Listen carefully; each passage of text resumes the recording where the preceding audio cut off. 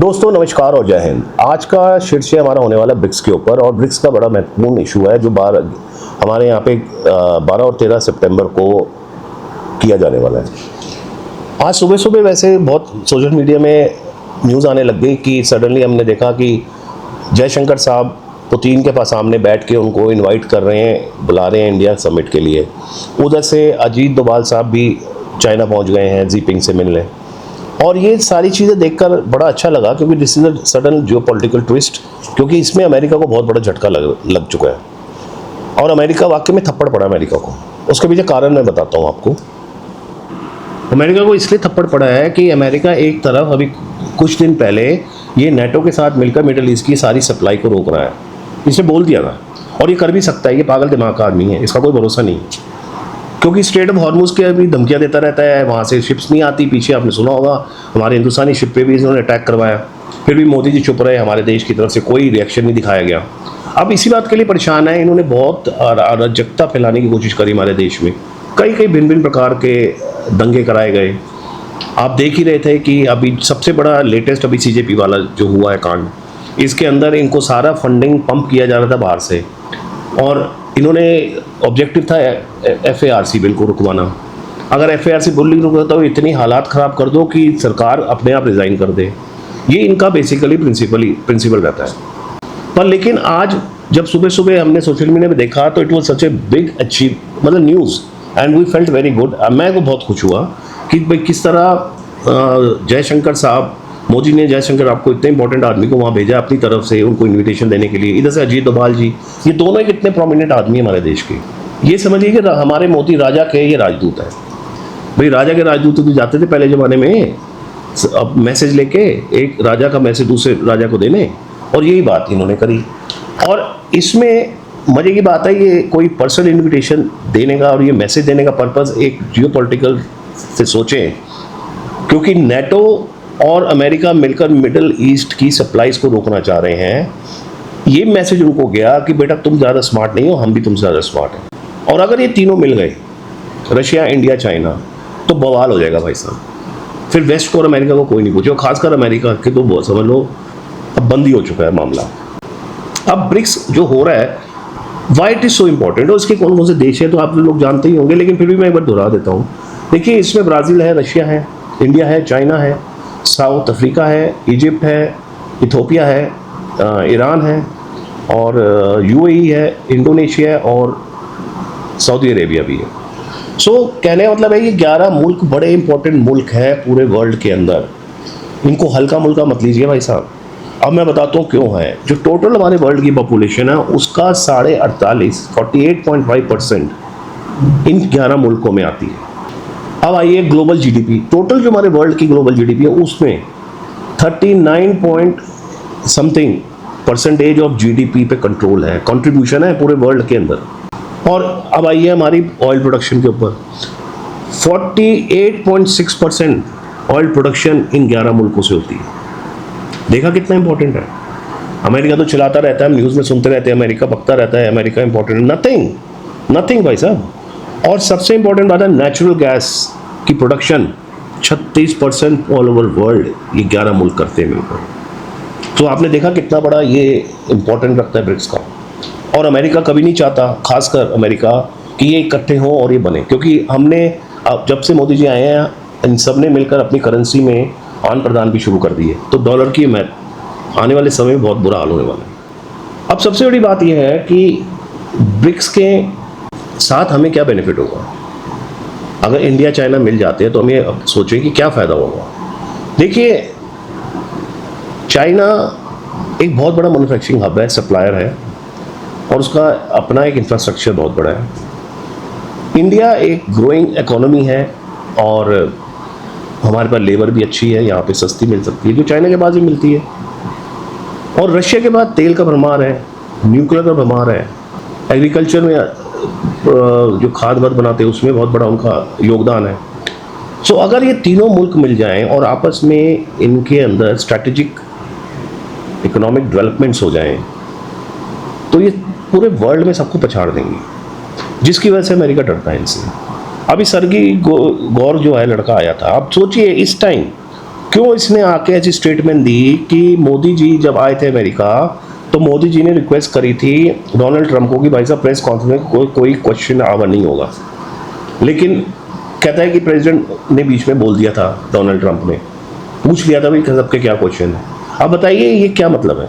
ये मतलब ये है कि मोदी के अगेंस्ट लोग भड़कें, यहाँ पे फिर चर्चाएं शुरू हो जाए, फिर लोग एक क्रिटिसिज्म में आ जाएं कि भैया मोदी ने क्या करा, हमारी बेइज्जती करा दी इस देश को अंदर, मोदी ऐसे करता है, ये सरकार अच्छी नहीं है, मोदी को हटाओ। मतलब they want to create sensation in this country, कोई ना कोई हरकतें करते रहते हैं।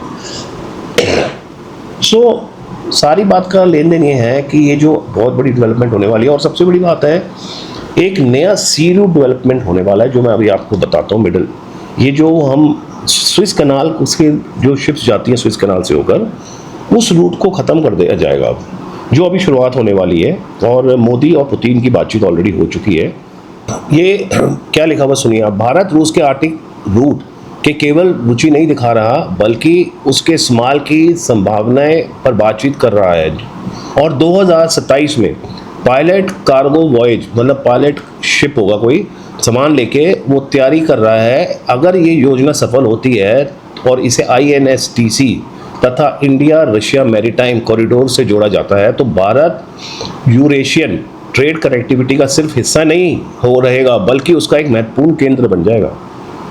आप समझिए बात, इससे चाइना को भी फायदा होगा। चाइना अभी जो रूट लेता है बड़ा घूम के उसे जाना पड़ता है, उसमें उसे 40 दिन लगते हैं।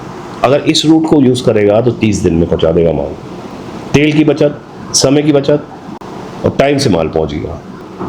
थोड़ा बहुत और भी मैंने कुछ देखा था, मैं आपको बताता रहूँगा साथ साथ। ओके देखते हैं कुछ मिल जाए तो। अच्छा, पुतिन जी ने एक स्टेटमेंट दी थी जो कि अखबारों में पता नहीं छपी नहीं छपी, मैं तो ऐसी रिसर्च कर रहा था, मुझे मिल गई कि Vladimir Putin said India was among the countries showing growing interest in cooperation with Russia on the northern sea route corridor. इधर से हमारे एमए के स्पोक्स पर्सन रणदीप जायसवाल ने कहा connectivity is an important part of India's multifaceted cooperation with Russia and confirmed that discussion on the northern sea route are underway. So ये जो meeting होने वाली है ये एक्चुअली इसने क्यों अमेरिका को घबरा दिया, क्यों सरगी गौर यहाँ आके स्टेटमेंट दे रहा है, क्यों ये बुखलाए हुए? इसलिए क्योंकि इनको अब डर बैठ गया कि अगर चाइना रशिया आपस में मिल जाते हैं तो ये बहुत बड़े पावरफुल कंट्रीज जुड़ जाएंगे। अब इंडिया कोई कम तो है नहीं, न्यूक्लियर पावर सबके पास है, अब रशिया के पास भी है, चाइना के पास भी है, इंडिया के पास भी है, तो अब उसको और ज़्यादा खतरा बैठ गया। और अभी सबसे महत्वपूर्ण बात मैं बताना भूल गया, अभी कुछ 4-5 दिन पहले ये न्यूज़ में मैंने पढ़ा था और आपको मालूम भी होगा कि मात्र 60 घंटे में चाइना ने अपने कार्गो प्लेन्स पाकिस्तान भेजे, आए गए, उधर से टर्की आए गए। सुनने में ये आया है कि टर्की से कुछ ड्रोन्स भेजे गए हैं काफ़ी सारे, और चाइना ने अपने वो JF सीरीज़ के प्लेन भेजे हैं। अब देखिए, चाइना कोई हमारा इतनी जल्दी विश्वास करने लायक दोस्त नहीं है, पर हाँ, जहाँ पे जब बिजनेस इकोनॉमी की बात आ जाती है तो इंटरेस्ट सबसे इंपॉर्टेंट बात होती है भैया, पैसा इंपॉर्टेंट होता है। क्योंकि चाइना की आर्थिक स्थिति अब बिगड़ती ही जा रही है internally. Russia as a good friend वो चाहता है कि इंडिया से उनके साथ हाथ जुड़े। बॉर्डर डिस्प्यूट हमारा 2020 के बाद, ये 7 साल बाद अगर जीपिंग आएगा तो इंडिया आएगा, तो बहुत अच्छी अचीवमेंट हमारे लिए। लेकिन सबसे महत्वपूर्ण बात यह है कि बिजनेस में चाइना भी बड़ा स्मार्ट है, श्रूड है। वो भी ऐसा नहीं है कि भाई लड़ाई झगड़ा करते रहो और हम आगे देखे ही ना जाए। तो स्यापा सारा पैसे का है भाई साहब, तेल का, पैसों का, और ये अमेरिका उस पर टांग अड़ाता रहता है। अब अमेरिका की गल नहीं दी दाल, इंडिया घास नहीं डालता, रशिया तो वैसे ही नहीं उसको घास कभी डालता, चाइना के सामने बोल नहीं सकता, तो वो क्या करेगा, किस तरह हिलाएगा? तो बेस्ट तरीका है जैसे CJP को खड़ा कर दो, चंदा भेज दो। अब तो खैर NGO खुद ही इन्होंने डिक्लेयर कर दिया कि हम NGO नहीं दिया करेंगे पैसे। सरगी क्यों आया तो पहले सीधा कहाँ गया, कैलकाटा। सो ये महत्वपूर्ण बातें मैंने इसलिए आपसे डिस्कस करी कि मैं इसके ऊपर काफ़ी डिटेल रिसर्च कर रहा था कि भाई इतना ज़्यादा ऑल ऑफ ए सडन 20 घंटे के अंदर ये क्या डेवलपमेंट हुई है। और ये डेवलपमेंट बहुत ही महत्वपूर्ण है हमारे देश के लिए। हमारे देश के लिए क्या, अगर चाइना आ जाता है पुतिन साहब तो आएंगे ही आएंगे। अभी उन्होंने कोई कंफर्मेशन नहीं दी, मैं उनकी पूरी वो सुन रहा था। जयशंकर साहब जब उनको इन्विटेशन दे रहे थे, फिर पुतिन साहब ने उनको रिप्लाई करा, लेकिन वो उन्होंने डायरेक्टली कोई मुंह से हाँ नहीं करा। But I am sure Putin will come, और I am also sure now कि Putin will bring Jinping to India. because we are more interested in further economy development, trade. हमें लड़ाई झगड़े में अब उनका लोगों का दिमाग नहीं जाता इतना। सो ये बड़ा इंपॉर्टेंट बात है, आप देखिए क्या होता है। बाकी और कोई अगर डेवलपमेंट होगी तो मैं आपको बताऊंगा। तो आज तक के लिए इतना ही मैंने रिसर्च करी, आप लोगों को बता दिया है। बाकी अगर कुछ और मुझे मिलता है तो मैं आपसे ज़रूर शेयर करूँगा। दूसरी बात है, मेरा यहाँ पे पेटीएम का मैंने स्क्रीन पे दे ही रखा है स्क्रीन कोड, और मैं डिस्क्रिप्शन में अपनी डिटेल डाल दूँगा। जो राष्ट्रवादी लोग हैं वो डोनेशन करना चाहते हैं, क्योंकि बहुत मेहनत और रिसर्च लगती है, और मेरी तो बहुत इसलिए ज़्यादा लगती है कि भाई साहब मैं तो खुद ही बनाता हूँ, खुद ही शूट करता हूँ, खुद ही रिसर्च करता हूँ, अपनी डायरी में लिखता रहता हूँ पॉइंट्स को। और अभी नहीं, मैंने खैर नया चैनल शुरू किया। It will take some time for me to regularise and bring regular videos to you. तो this was very important news which I am sharing with you. So कुछ डोनेट करना चाहे तो आप उससे पेटीएम कर सकते हैं, और नीचे डिटेल दे रखी है। बाकी thank you very much. As usual please like करें, सब्सक्राइब करें। धन्यवाद। वंदे मातरम।